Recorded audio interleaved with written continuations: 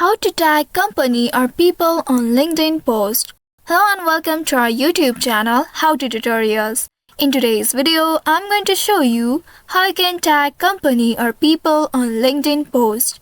To tag a company or people on LinkedIn in your post, you will need to follow the steps. First of all, you will need to open any web browser on your device and at the search bar type linkedin.com. Now press enter to search it. You will be taken to the official website of LinkedIn. Here make sure you are logged into your account. Once logged into your account, you will land on this LinkedIn homepage. Here to create a post, you will need to tap on the Start a Post box. Once you click on it, now you will find this pop-up window. Here begin by typing the name of the company or people you want to tag.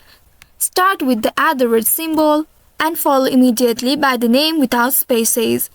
As you type the name, LinkedIn will suggest matches from your connections and companies. Select the correct one from the drop-down list that appears. Now click on them to select the correct one from the drop-down list that appears. And once you have done that, now you can start typing for your post. Finish writing your post and at the bottom you will find some options to add the pictures, create an event, or many more.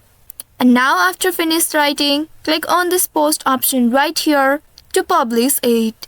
Now when you publish it, the company or the person will be tagged.